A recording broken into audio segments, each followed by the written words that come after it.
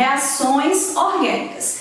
Mas para que a gente possa estudar a respeito dos vários tipos de reações orgânicas que podem ocorrer, nós vamos primeiro falar das rupturas, das cisões que ocorrem entre as ligações covalentes. Por que ligação covalente? Todo mundo sabe, pessoal, que nas reações orgânicas, os compostos orgânicos fazem ligação covalente. Então, por isso que a gente vai pensar no rompimento das ligações covalentes para que os átomos se separem, se reorganizem e formem os produtos, ou seja, formem novas moléculas.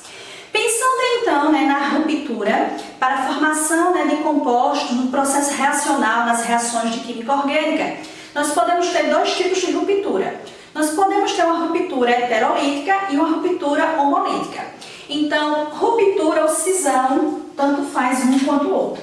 Então, se a gente pensar em ruptura, nós podemos ter dois tipos de ruptura, né? Podemos ter a ruptura ou cisão heterolítica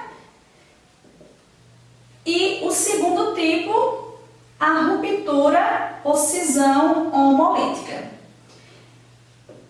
Tanto uma quanto outra podem ocorrer nas moléculas orgânicas. Para que a gente estude reação de adição, reação de substituição, reação de oxidação, a gente precisa pensar como as ligações químicas covalentes entre os átomos de carbono, entre os átomos de carbono e hidrogênio, carbono e halogênio, etc., como essas ligações podem ocorrer. A primeira coisa que vocês precisam saber é que toda ligação química, para que ocorra a ruptura, é necessário que a ligação química entre os átomos receba energia. E quando uma ligação covalente recebe energia, movimento de receber energia é uma reação, um processo endotérmico. Quer dizer o quê? Que a ruptura da ligação covalente é um processo endotérmico. E o oposto é a formação de uma ligação. Quando os átomos começam a se organizar para fazer uma ligação química, que eles se aproximam, eles estão instáveis e ao se ligarem buscam a estabilidade.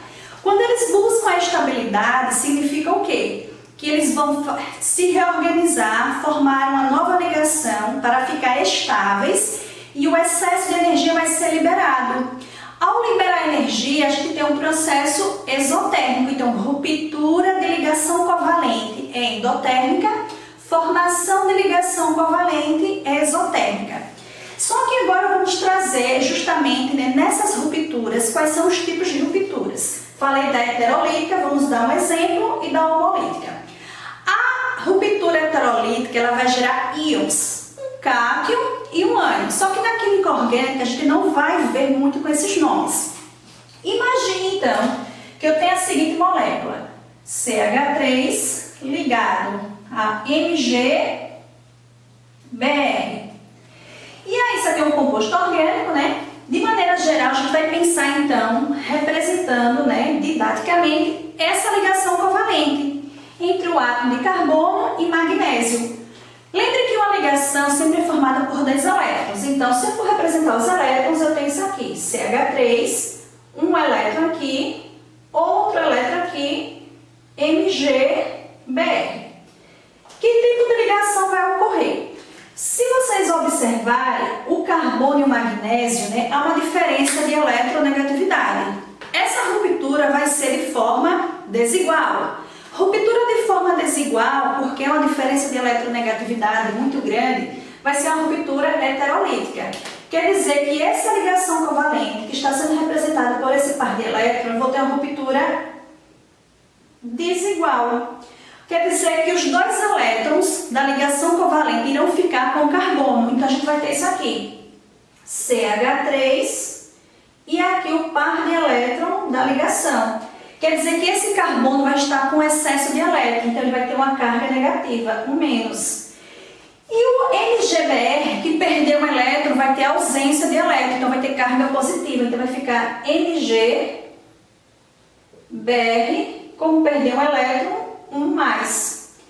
E agora o que a gente vai inserir nessas espécies químicas? Identificar que tipo de reagentes serão esses no processo reacional de química orgânica.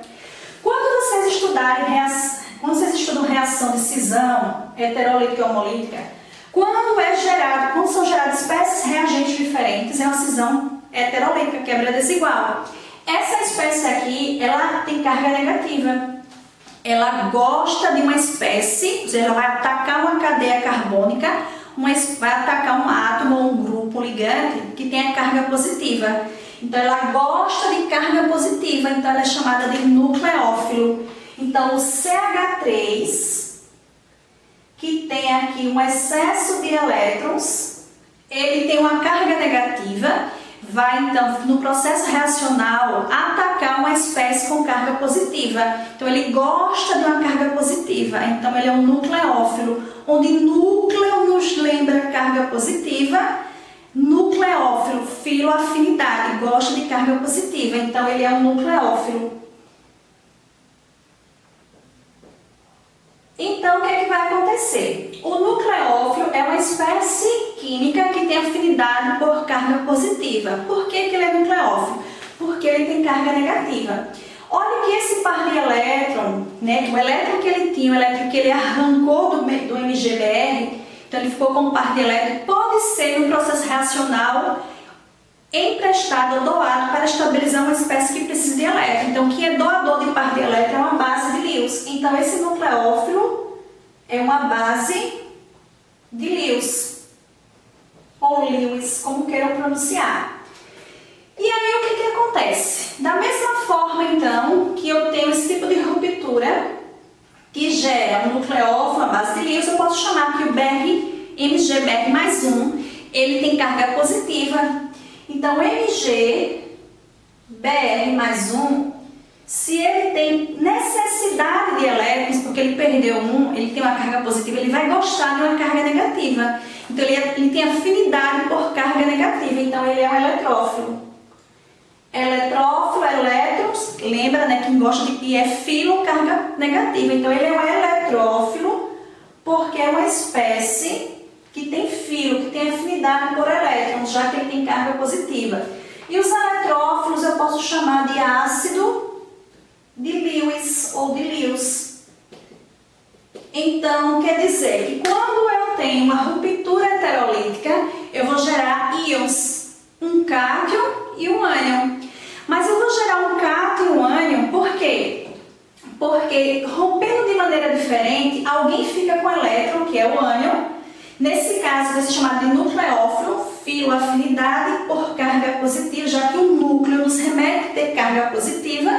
Então, ele, na verdade, né, o nucleófilo vai ser um doador de par de elétron, que é uma base de Lewis. Já o eletrófilo é uma espécie que tem carência de elétron, ele gosta de elétron, tem filoafinidade por elétron.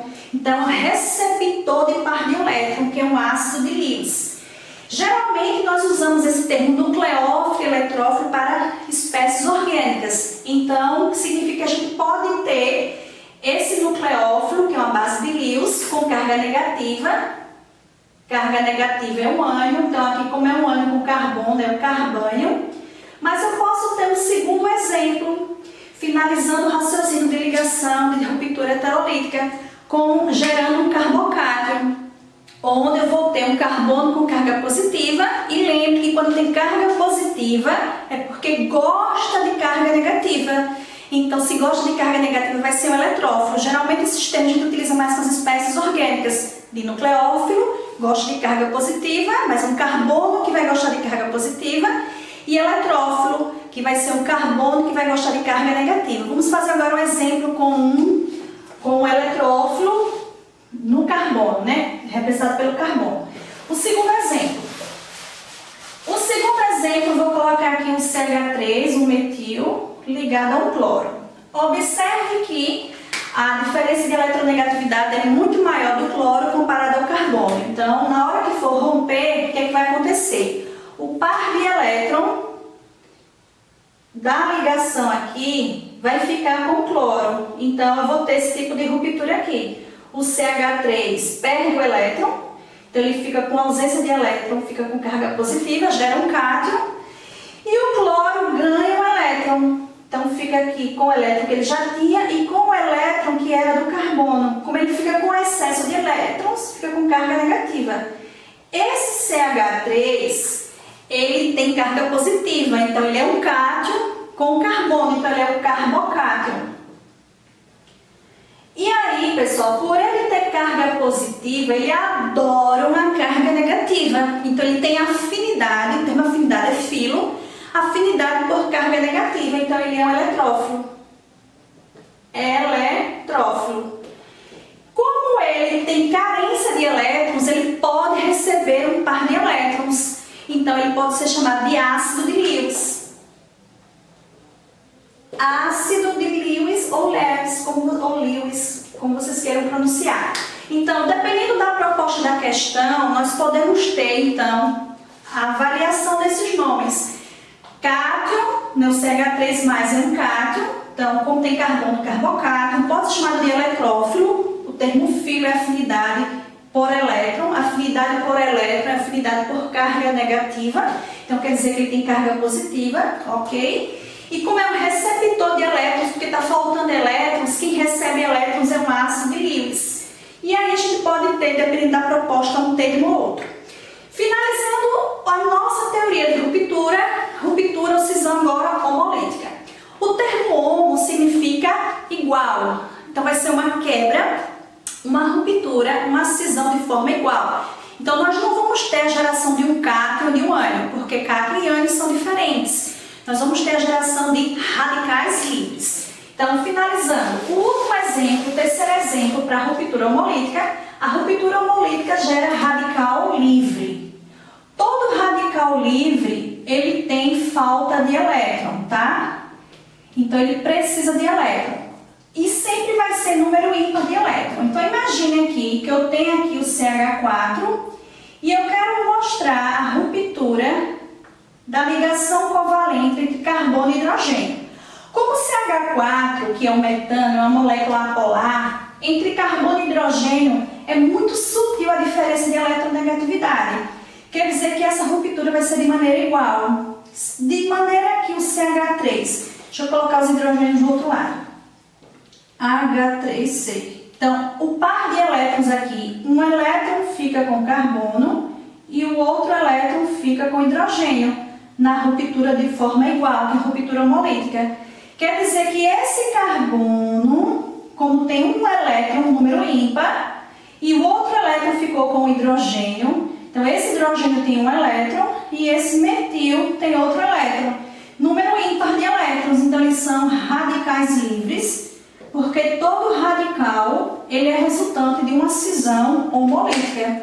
Então, não gera cátion, não gera ânion. Quando gera cátion e ânion, eu estou falando de heterolítica. Aqui não. Gerou uma espécie com número ímpar de elétron, então é um radical livre.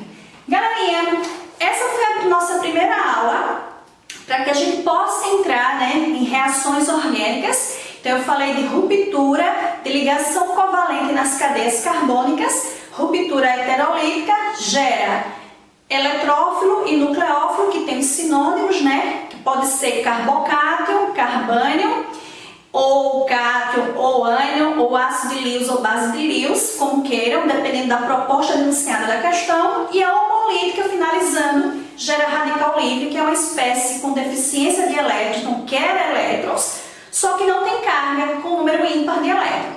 Vamos, né, finalizar essa primeira aula. Em breve eu coloco as demais aulas para vocês irem acompanhando toda a dinâmica de reações orgânicas. Em breve também resoluções de questões. Se você gostou, né, do resumo da aula, não esquece de deixar o like aqui no vídeo, tá? Dúvidas, deixe nos comentários que em breve eu te retorno. Beijos, até a próxima aula.